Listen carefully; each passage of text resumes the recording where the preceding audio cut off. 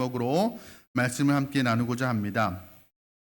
이 론 세버린이라는 그 젊은 피아니스트자 한 교회 오르간 연주자가 있었습니다. 그런데 이 사람이 어느 날 주류 상회 앞을 지나가다가 그 빈 맥주 캔이 쌓여 있는 것을 보았습니다. 그리고 그 음악적 영감을 얻게 됩니다. 그 버려진 맥주 캔을 싹 가지고 집으로 돌아가서 그 맥주 캔을 소독을 하고 캔 앞과 뒤를 따서 그것을 연결하게 됩니다. 연결을 하고 어떤 것은 길게 만들고 어떤 것은 짧게 이제 파이프를 만든 것이죠.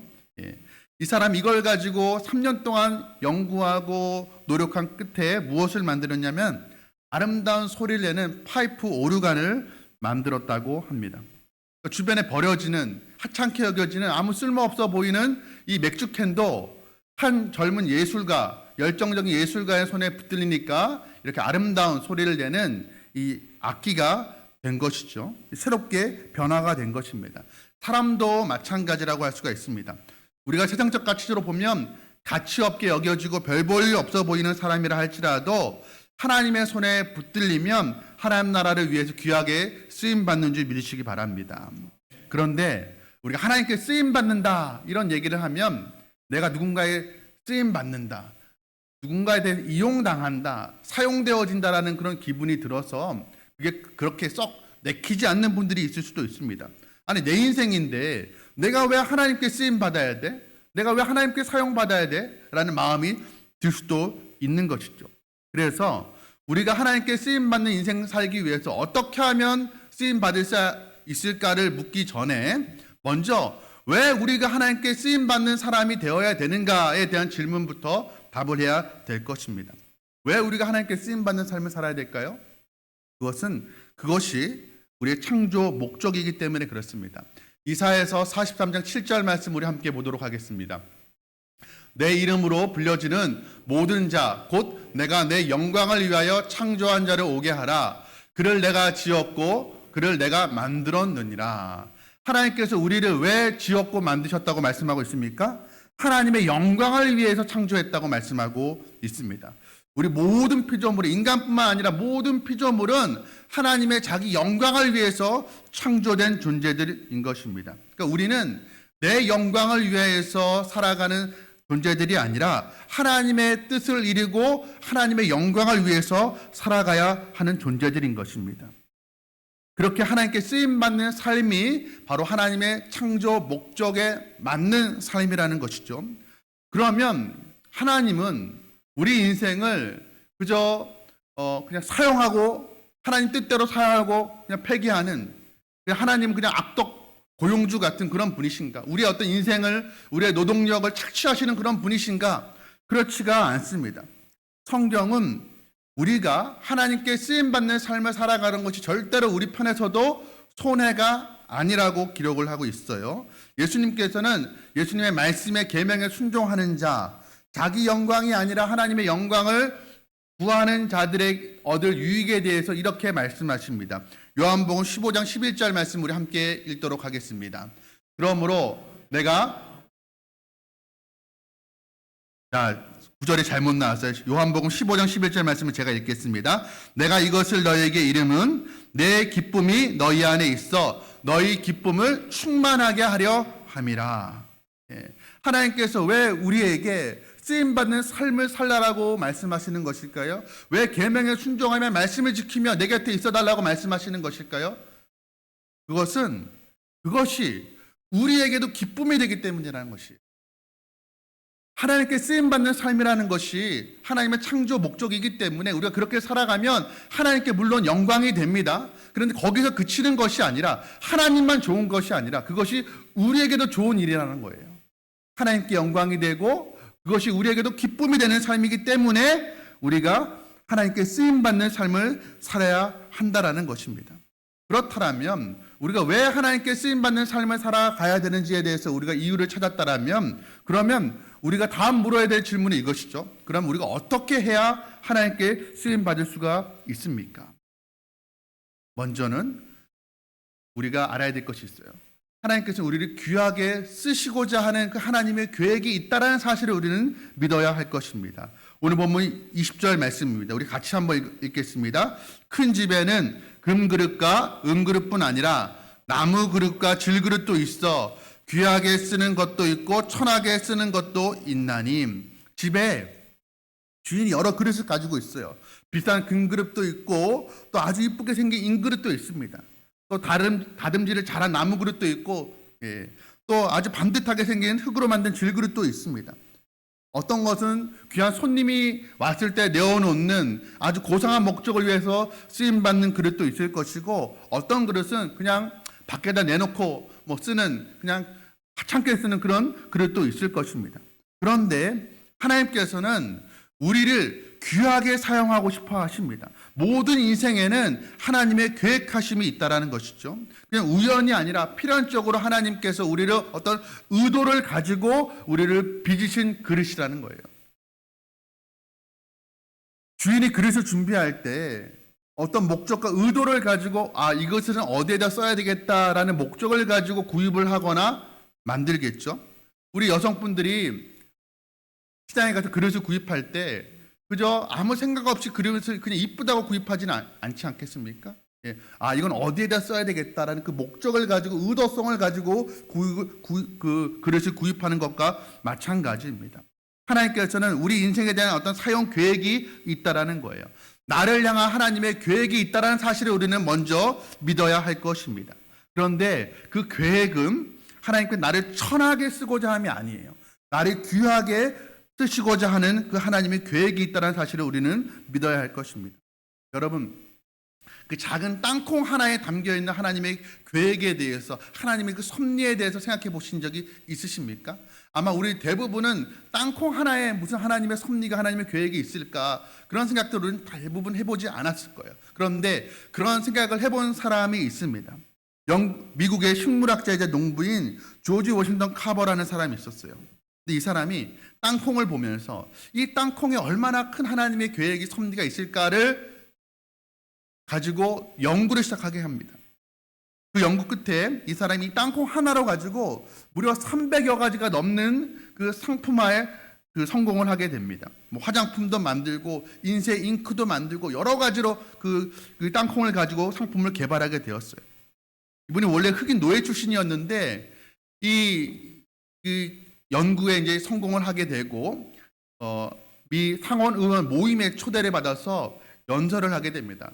원래 처음엔 한 10분 정도만 연설을 하게끔 되어 있었는데 이 상원 의원들이 이 사람의 이 카버의 이야기를 듣고 너무 큰 감동을 받아서 계속 더 해주기를 청하게 됩니다. 그래서 1시간 30분 동안 그가 연설을 하게 되는데 요지는 뭐였냐면, 제목이 무엇이냐면 땅콩 하나에 담긴 하나님의 섭리와 창조 계획이었습니다. 여러분, 작은 땅콩 하나에도 그만큼 귀한 하나님의 섭리가 담겨져 있다면, 하물며 우리 인생을 향한 하나님의 놀라운 그 하나님의 계획과 섭리가 있다라는 사실을 우리는 믿어 의심치 말아야 될 것입니다. 여러분, 나를 향한 하나님의 계획이 있다, 나를 향한 하나님의 기대가 있다는 사실을 우리가 꼭 믿으시길 간절히 소원합니다. 그렇다면 하나님께 나를 귀하게 사용하시고자 하는 하나님의 계획이 있다라면 우리는 다음에 이제 고민해야 될 것이 있죠. 그러면 내가 하나님께 귀하게 쓰임받기 위해서 그럼 나는 무엇을 해야 될까? 나는 어떻게 해야 될까를 우리는 물어야 될 것입니다. 세상 사람들이 이렇게 생각합니다. 큰 그릇, 좋은 그릇, 금그릇이나 은그릇은 아주 고상한 목적을 위해서 사용되어지는 것이고, 또 나무 그릇이나 질그릇은 그냥 하찮게 쓰여지는 것이다, 그렇게 생각을 합니다. 그러니까 그릇이 어디에 사용되어지느냐는 무엇으로 그릇을 만들었느냐, 그릇의 재질이 좌지우지한다라고 생각을 한다라는 거예요. 금그릇, 은그릇은 좋은 목적을 위해서 귀하게 쓰임받고, 나무 그릇, 질그릇은 천하게 쓰임받는다라고 생각을 합니다. 그러나 성경 그렇게 이야기하고 있지 않아요. 오늘 이어지는 말씀에는 반전이 있습니다. 오늘 21절 말씀 우리 함께 보도록 하겠습니다. 그러므로 누구든지 이런 것에서 자기를 깨끗하게 하면 귀 쓰는 그릇이 되어 거룩하고 주인의 쓰심에 합당하며 모든 선한 일에 준비함이 되리라. 지금 무슨 말씀을 하고 있는 거예요? 금그릇, 은그릇은 귀하게 쓰임받고 나무 그릇, 질그릇은 천하게 쓰임받는 것이 아니라 어떤 그릇을 구약에 쓰신다고 말씀하고 있습니까? 깨끗한 그릇. 재질에 상관없이 어떤 무엇으로 만들었냐에 상관없이 깨끗한 그릇을 주인이 사용한다고 성경은 기록을 하고 있습니다. 그러니까 여러분, 우리가 내 재료가 무엇인지, 내가 어떤 재능과 달란트를 가지고 있는지는 크게 중요한 것이 아니에요. 하나님께는 깨끗한 자를 사용하신다라는 거예요. 하나님께 다윗을 선택하실 때에도 다윗의 용모를 키를 보지 않으셨죠. 용모와 키를 보지 말라, 사람은 외모를 보거니와 하나님은 중심을 보신다라고 말씀하셨어요. 또 예수님께서 그 당시에 종교 지도자들, 바리새인들, 서기관들을 책망하실 때 뭐라고 말씀하십니까? 너희 바리새인들은 지금 잔과 대접의 겉은 깨끗이 하나 너희 속에는 탐욕과 악독이 가득하도다.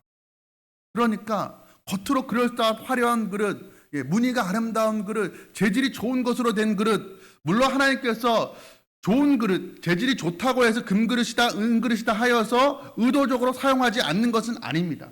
재능이 많은 사람, 탁월한 사람도 분명히 사용하십니다. 그러나 그보다 더 중요한 것은 깨끗한 그릇이냐 아니냐가 더 중요하다는 것이에요. 그런데 우리는 가정에서, 학교에서 우리가 자녀들이 가르칠 때 어떻게 가르칩니까? 좋은 그릇이 되기 위해서 금그릇이 되라고, 최고가 되어야 된다라고 이야기하고 가르치죠. 큰 그릇이 되게 하는 교육, 금그릇이 되게 하는 교육을 우린 가정에서, 학교에서 지금까지 행해왔습니다. 우리 한국 사회만큼 1등을 좋아하는 그 나라가 없는 것 같아요. 올림픽에 나가도 금메달 따지 못하면, 은메달 따고 동메달 따면 죄송하다고 인터뷰하는 나라는 아마 전 세계 우리 대한민국밖에 없는 것 같습니다. 금메달 따지 못해도 죄송합니다. 그렇게 인터뷰하는 그런 경우를 우리가 종종 보지 않았습니까? 최고가 되기 위해서는 친구와도 경쟁을 해야 되고 늘 남과의 경쟁에서 이겨가야 된다고 우리가 교육을 받아왔습니다. 최고가 되는 것만이 그럴 때 우리가 쓰임 받는다라고 우리가 교육받아 왔어요. 그래서 일단 이기고 보자. 일단 1등이 되고 보자. 최고가 되고 보자. 수단과 방법을 가리지 않고 일단 성공하게 되면 그 사람이 어떤 과정을 거쳐서 성공을 왔든지 그건 상관없이 결과만이 중요하다라고 그렇게 우리가 인식하며 우리가 그렇게 자녀들을 길러왔음을 부인할 수가 없는 것이죠. 남들과 좋은 관계를, 원만한 관계를 맺고 또 누군가에게 쓸모있는 사람이 되고 또 자신을 깨끗이 하라는 그런 교육을 우리가 잘 받아오지 못한 것 같습니다. 그런데 성경은 뭐라고 이야기합니까? 우리를 향해서 큰 그릇이 되라고, 최고의 그릇이 되라고, 금그릇이 되라고 가르치고 있지 않아요. 하나님께 귀하게 쓰임받는 그릇이 되기 위해서 깨끗한 그릇이 되라고 성경은 우리에게 말씀하고 있습니다. 오늘 바울도 자신의 영적 아들과도 같은 디모데에게 쓴 편지가 이 디모데의 후서입니다. 디모데에게 권면하기를, 야, 네가 더 많은 좀 교육을 받으면 좋겠다. 네가 더 전문성을 가지면 좋겠다. 더 탁월함을 가지면 좋겠다라고 권면하고 있지 않습니다. 뭐라고 권면합니까? 하나님이 너를 사용하시기에 합당하게끔 정결한 그릇이 되라고 말씀하고 있습니다. 여러분, 물론 탁월함과 전문성 우리 갖춰야 됩니다. 그러나 정결함이 빠진 탁월함, 정결함이 빠진 전문성이라는 것은 하나님께 쓰임받을 수 있는 자격과 조건이 되지 않는다는 사실을 우리는 기억해야 될 것입니다. 그러니까 정결함이 탁월함을 능가하는 것입니다. 집주인이 그릇을 어떻게 사용하느냐의 기준은 단 하나입니다. 정결하냐, 그렇지 못하느냐, 깨끗하게 비워져 있느냐 하는 것입니다. 여러분, 우리는요, 성경에 조각목 같은 존재들입니다. 성경의 조각목은 우리로 치면 아카시아 나무 같은 그런 나무예요. 아주 질기고 단단하고 가시가 많아서 어떻게 보면 용도가 별로 쓸 용도가 없어 보이는 그런 나무입니다. 그런데 구약의 레위기서를 보면 성전에, 성소에 기물들을 만들 때 이 시띠목을 가지고 만들게 됩니다. 이 시띠목, 가시 많은 나무, 볼품없는 나무이지만 하나님께서 이 나무를 다듬어서 거기에 금태를 씌워서 하나님의 영광을 입히고 하나님의 능력을 입혀서 사용하셨다는 사실을 우리가 확인할 수가 있죠. 우리는 조각목 같은, 가시나무 같은 그런 존재예요. 그러나 하나님께서 우리가 깨끗하게 준비되기만 하면 귀하게 사용하여 주신다는 거예요. 다윗이 그런 사람이었습니다. 다윗은 인간적으로 보면 목동 출신이에요. 왕가의 어떤 사람이 아니었습니다. 가문도 별볼지 못한 사람이었어요. 나무 그릇이고 질그릇이었습니다. 시뜬목이었어요. 그러나 그가 깨끗이 자기를 준비하고 하나님의 말씀과 기도로 하나님과 깊이 있는 교제 가운데 나아갔을 때 하나님께서 그를 귀하게 사용하여 주셨던 것이죠. 반대로 사울 왕은 어떻습니까? 사울 왕은 세상적으로 기준으로 보면 금그릇이고 은그릇이었습니다.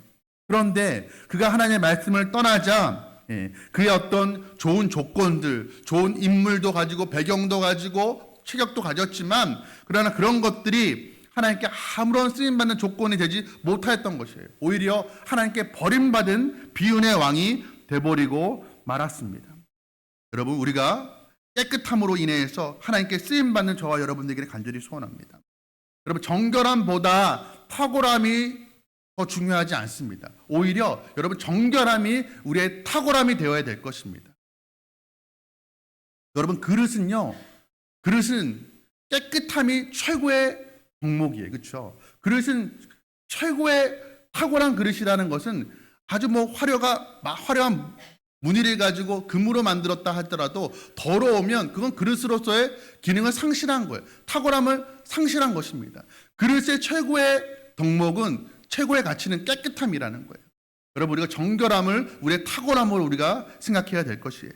그러면 우리가 깨끗하고 정결해야 되는데 어떻게 우리가 깨끗할 수가 있는가? 오늘 성경은 우리에게 이렇게 가르쳐주고 있습니다. 오늘 본문 22절 말씀 우리 함께 읽겠습니다.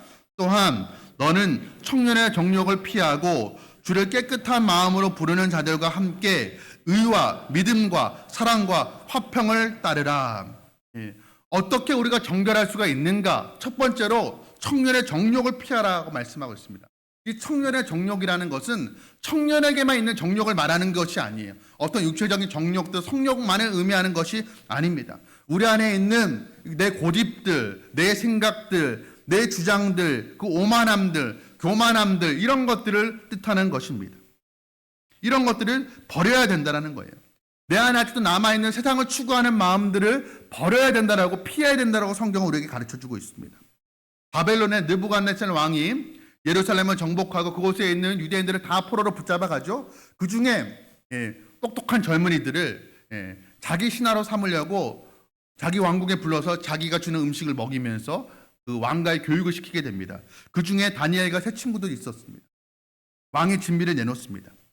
이 음식을 먹어야 되나 말아야 되나 고민하죠. 왜냐하면 그 음식은 단순한 음식이 아니라, 왕이 주는 음식이 아니라, 맛있는 음식이 아니라 그건 우상에게 제사 지냈던 음식이기 때문에 이 문제는, 이 왕이 주는 음식을 먹느냐 마느냐의 문제는 단순한 음식 문제가 아니었어요. 하나님의 것을 선택하느냐 아니면 우상의 것을, 이방 나라의 것을 선택하느냐를 결정하는 신앙의 문제였던 것입니다. 다니엘과 세 친구들이 마음을 정하여서 어떻게 합니까? 왕의 주는 음식을 먹지 않기로 결단을 내리게 됩니다. 여러분, 우리가 살아가면서 많은 경우에 우리가 그냥 이건 일상의 문제야라고 생각하는 것들이 사실은요, 우리의 신앙을 나타내는 문제일 수 있습니다. 예를 들어서 우리가 누구를 만나느냐, 우리 청년들, 아직 결혼하지 않은 우리 청년들 같은 경우 내가 누구를 만나도 교제하느냐는 그건 단순히 내 어떤 이성을 보는 취향의 문제가 아니에요. 어떤 사람을 만나서 결혼하는지를 보면요, 그 사람이 무엇을 중요하게 여기는지를 알 수가 있는 것이죠. 어디에 가치를 두는지를 알 수가 있는 거예요. 우리가 같은 경우에 연예인들, 아주 예쁜 탤런트들이, 영화배우들이 나와서 인터뷰를 하면 어떤 사람이 이상형이 있습니까? 마음이 따뜻한 사람, 배려심이 많은 사람을 참 저는 좋아합니다라고 인터뷰하는데 막상 만나서 결혼했던 기사가 뜨면은 어떤 사람 만납니까? 재벌 2세들. 그러니까 그 사람이 어떤 사람을 만나느냐가 그 사람이 평상시에 무엇을 중요하게 여기는지를 보여주는 것이죠. 우리가 직업을 선택할 때도 마찬가지예요. 좋은 연봉을 줍니다. 좋은 복지 환경이 있어요. 근무 환경이 있어요. 그런데 내가 예배를 드리지 못할 환경이에요. 신앙을 내가 지키지 못할 환경입니다. 그런데 내가 그걸 선택했어요. 그건 단순히 직장의 문제를 선택하는 것이 아니라 내 신앙의 문제인 거예요. 우리가 살면서 여러 가지로 결정하고 선택하는 그 모든 것들이 사실은 그 이면에 내 신앙의 진위를 보여줄 수 있는 그런 계기가 된다는 것입니다. 여러분, 우리가 그런 신앙의 문제에 있어서 우리가 하나님의 것을 선택함으로 인해서 우리의 믿음이 진짜임을 증명하는 저와 여러분들에게 간절히 소원합니다. 여러분, 우리가 하나님이 아닌 그 어떤 것이 우리의 삶을 주관한다면 그것은 우리의 우상이 되는 것입니다. 우리가 이 청년의 정욕, 우상에 더럽혀지지 않는 그것으로부터 우리를 자신을 깨끗하게 하는 그런 이들이 되어서 하나님께 쓰임받기를 원합니다. 또한 우리가 깨끗한 그릇이 되기 위해서 오늘 바울은 무엇을 말씀하고 있습니까? 청년의 정욕을 피하고 더 나아가서 무엇을 추구하라고 말씀하고 있습니까? 의와 믿음과 사랑과 화평을 추구해야 된다라고 말씀하고 있어요. 그러니까 피할 것은 피하고 따를 것은 따르라고 말씀하고 있는 거예요. 그러면 의와 믿음과 사랑과 화평이 무엇일까요? 이것은 그리스도를 닮아가라는 것입니다. 하나님의 의를 따르고 믿음으로 살아가고 사랑을 실천하면서 화평을 이루는 것, 더욱더 예수님을 닮아가는 삶을 추구하라고 말씀하고 있는 것입니다. 그러니까 두 가지 다 노력해야 되는 것이죠. 세상적인 것은 우리가 피하고 하나님의 것은 더욱더 추구해야만 하는 것이에요. 그런데 여러분, 우리 그렇게 살려고 참 노력합니다. 나름대로는 노력하고 애를 써요. 그런데 막상 오늘 나의 삶의 모습을 보면 피할 것은 피하고 추구할 것은 추구해야 되는데 오히려 피할 것은 추구하고 추구해야 될 것은 피하는 나의 모습을 볼 때가 있습니다. 그렇죠? 우리가 실패하고 넘어질 때가 많아요. 그래서 사도 바울은 뭐라고 이야기하냐면 오늘 본문에서 주를 깨끗한 마음으로 부르는 자들과 함께 따르라라고 말씀하고 있어요. 혼자서 고립된 채로 내가 한번 주의 말씀을 순종하며 내가 하나님의 것을 따르며 죄의 정욕들은 피하며 살아가겠다 노력하지 말고 함께 추구하라는 거예요. 여러분, 다니엘에게는 세 친구가 있었죠. 아마 다니엘에게 세 친구가 없었다면 다니엘이 그 모든 유혹과 시련들을 다 혼자 이겨낼 수 있었을까? 아마 그렇지 못했을 것 같아요. 여호수아에게는 갈렙이 있었습니다. 예수님의 제자들 언제나 항상 예수님께서 그들을 전도 여행을 파송하실 때에도 2 이상씩 짝을 지어서 파송하셨어요. 서로 의지할 수 있도록, 서로 힘이 될 수 있도록. 여러분, 우리는 혼자 있어서는 안 됩니다. 신앙생활 하면서 혼자 외딴 섬처럼 그렇게 있어서는 안 됩니다. 아무하고도 교제하지 않고 나는 오로지 하나님하고만 교제해. 그건 불가능한 것이에요. 그건 건강한 신앙생활을 할 수가 없는 것입니다. 그럼 우리에게 믿음의 영적인 동역자들, 기도의 중보자들이 필요합니다. 내가 누군가를 위해 기도해주고 또 그 누군가도 나를 위해 기도해주는 그런 믿음의 동역자들이 필요한 것입니다. 우리가 이런 믿음의 동역자, 서로가 그런 믿음의 동역자 되기를 간절히 소원합니다. 그렇게 함께 죄는 피하고 함께 그리스도의 의를 추구하는 그런 관계가 되어야 할 것입니다. 고린도서 4장 12절 말씀입니다. 한 사람이면 패하겠거니와 두 사람이면 맞설 수 있나니 세 겹줄은 쉽게 끊어지지 아니하리라. 여러분, 우리가 혼자서는 실패하고 넘어질 수밖에 없어요. 마귀가, 사탄이 어떤 사람을 공격하는가? 혼자 있는 사람을 공격합니다. 혼자 있으면 넘어지기 너무 쉽상일 거예요. 그러나 우리가 여러 사람이 함께 우리가 모여 있다라면 함께 의지가 되고 함께 기도하고 함께 힘이 되어준다면 그 사람은 쉽게 넘어지지 않습니다. 혹여 넘어진다 할지라도 주변의 믿음의 동역자들로 인해서 다시 금세 일어날 수가 있는 것이에요. 여러분, 세상 사람들조차도, 믿음이 없는 사람들조차도 뭉치는 게 힘이다라고 그렇게 이야기를 합니다. 여러분, 우리가 꼭 믿음의 동역자들을 함께 만드시기 바랍니다. 혼자 신앙생활을 해서는 안 됩니다. 함께 믿음의 동역자들과 함께 육신의 정욕은 피하고 또 그리스도를 추구하는 삶이 우리에게 필요한 것입니다. 여러분, 우리 모두는 하나님의 목적과 계획 아래에서 창조되었다라고 말씀을 드렸습니다. 우리가 귀하게 쓰임받기 위해서 하나님께서 우리를 한 사람 한 사람 귀하게 빚으시고 우리에게 생명을 불어넣어 주신 것이에요. 우리가 우리를 향한 그 하나님의 놀라운 계획이 있다는 사실을 우리가 믿어 의심치 않기를 바랍니다. 또한 그 하나님의 계획의 목적에 맞게 우리가 쓰임받기 위해서 스스로를 정결케 하는 우리 모두 되기를 간절히 소원합니다. 그러니까 중요한 것은 내가 금그릇이냐 질그릇이냐 그것이 중요한 게 아니라고 말씀을 드렸죠. 깨끗하냐 깨끗하지 아니하냐가 더 중요한 것이라고 말씀을 드렸습니다. 우리가 깨끗한 마음으로 주를 부르는 그 믿음의 동역자들과 함께 우리가 죄는 피하고 그리스도를 추구하는 그런 우리 공동체 되기를 간절히 소원합니다. 그런데 이 자리에 이렇게 말씀을 드려도 나는 실패하고 넘어진 지가 오래라서 나 같은 것 하나님께서 사용하시지 않을 거야라는 생각을 혹 하시는 분들이 있을지 모르겠습니다. 실패하고 넘어진 분들, 그래서 하나님께서 나 같은 사람도 사용하실까라는 그런 의문을 갖고 계신 분들이 있을지도 모르겠습니다. 그런데 여러분, 우리 실패하면 낙심하게 되죠. 그런데 하나님께서 우리가 실패하는 것을 기뻐하지는 않으십니다. 그러나 우리가 실패해서 낙심하고 있는 것은 더 기뻐하지 않으세요. 우리는 연약하기 때문에 실패하고 넘어질 수 있습니다. 그런데 우리 다시 일어나야 될 것이에요. 하나님께서는 실패한 자들을 사용하셨다는 사실을 꼭 기억하시길 바랍니다. 여러분, 아브라함도 실패했던 사람이고요. 다윗도 실패했던 사람입니다. 우리가 믿음의 조상이라 여기는 그 모든 사람들, 실패하지 않고 쓰임받은 사람들 별로 없는 것 같아요. 지금 내가 실패하고 지금 내가 넘어져 있는 거 그렇게 중요하지 않습니다. 실패해서 낙심하면 하나님께서 사용받기 힘들겠죠. 사탄이 그걸 노리는 거예요. 낙심의 자리에 머물러 있으라고, 너는 자격이 안 된다라고 우리를 정죄하는 것입니다. 그렇지 않습니다. 우리 여러분이 다시 일어나서 하나님께 쓰임받는 저와 여러분 되기를 간절히 소원합니다. 여기 어떤 분들 중에서는 어르신들, 내가 이 나이 되어서 어떻게 하나님께 쓰임받을 수 있을까, 또 몸이 아픈 분들, 내가 건강하고 젊은 사람들, 능력이 있는 사람들 하나님께 쓰임받는 삶을 살아갈 수 있겠지만 내가 이제 와서 무슨 하나님께 쓰임받을 수 있겠냐, 이렇게 생각하시는 분들이 있을지도 모릅니다. 그런데요, 여러분, 그렇지가 않아요. 로렌스 형제가 쓴 하나님의 임재연습이라는 책이 있습니다. 아주 오래된 기독교 고전인데 이 책에 보면 이런 글귀가 있습니다. 나는 아무것도 할 수 없을 때 땅바닥에 떨어져 있는 티끌 하나 주우면서 하나님을 찬양한다. 내가 아무것도 할 수 없을 때 나는 땅바닥에 떨어져 있는 그 먼지 하나 주움으로써, 그런 행동으로써 아주 사소해 보이는 아무것도 아닌 그 행동을 통해서도 나는 하나님께 영광 올려드린다라는 고백을 하고 있는 거예요. 여러분, 우리 병실에 누워 있어요. 아무것도 내가 몸으로 하나님을 섬길 수 없어요. 그러나 내가 그 목소리로도 나를 위문하고 찾아온 사람들을 향하여서 내가 목소리로도 하나님을 찬양하고 하나님께 영광 돌릴 수가 있는 거예요. 내가 그 어떤 상황에 처해 있다 할지라도 하나님께 쓰임받지 못할 사람은 아무도 없습니다.